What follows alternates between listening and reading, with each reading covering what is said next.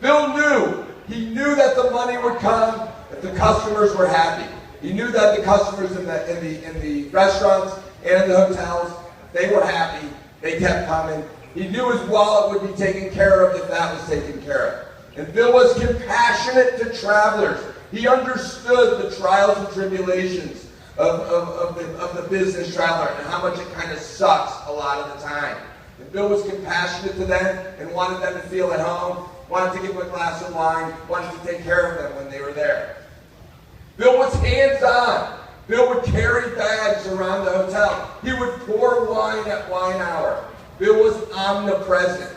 He was about that experience, and he partook in the experience, and he made sure that everybody around him was involved in the customer experience, from his first hotel and then every hotel after that. And he would travel around. After he would open a hotel, he would go to his newest hotel, spend a lot of time there. He would model the behavior of a great manager, of a great compassionate leader. Bill tended to his knitting, and Bill was generous. He was generous with his time, he was generous with his dime, and he made differences in lots of people's lives. He changed the way many, many people lived in this world, myself included. And that's an important attribute to have. Bill got great satisfaction from seeing other people succeed. It wasn't about Bill. It was about the success of the enterprise and the success of individuals. It was big. It was a big part of his life. He lived it right up till his death. So, in 1990, Bill Kimpton decided for the first time that he would hire Craig Thompson.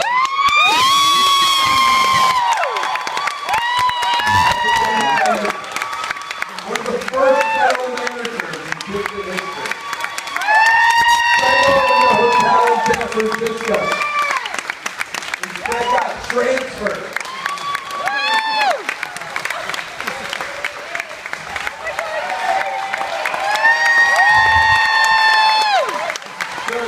So Craig gets transferred to Portland, the first general manager ever in Kimpton to get transferred. Bill said, if this thing isn't successful, I'm never fucking leaving San Francisco. That's right. So for the first time, we decided to have a hotel outside of San Francisco. And Craig Thompson killed it. And now we're all fucking here. Myself included. Craig's relentless pursuit of perfection makes him the Bill Kimpton Award winner this year. But it's bittersweet. It's bittersweet, my friends, because Craig Thompson is retiring this year. After 25 years of leading the charge at several, 3, 4, 5 hotels of the Kimpton Nation, at the Monaco, previously Fifth Avenue Suites for the past 20 years, 19. Craig is hanging up the spurs. Craig will still be a part of our history.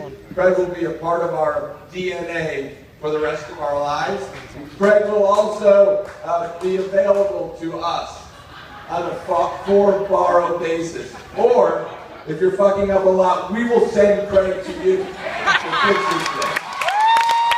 So, it's really fun.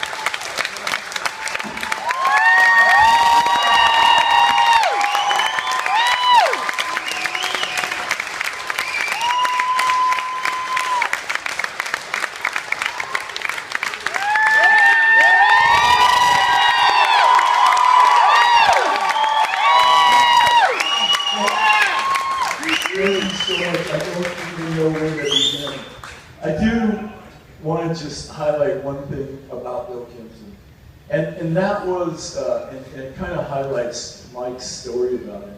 There was a guy that was a general manager of the Monaco Seattle. His name was Stan Cott, and we had just opened that hotel, and Stan started charging over $200 a night for a room in his hotel. And Bill had to be calmed down because he was so concerned that we were overcharging our guests. And that just gives you kind of an idea of the compassion that he had. and how he built this company from the guest perspective. And this is just the most incredible company. It's been such an incredible 25 years. I've loved every minute of it. Well, not every minute, but most of it. It's been just awesome. I feel really sad, and this is kind of the first time when I think about retirement, that I'm really going to miss all of this. I'm going to miss the energy, and I'm going to miss what Kimpton stands for. It's been such a big part of my life. But the way I look at retirement is every day is going to be a Saturday. So I can live with that. So thank you, Mike. Thank you, Barry. Thank you, Kathy. Thank you, Christine.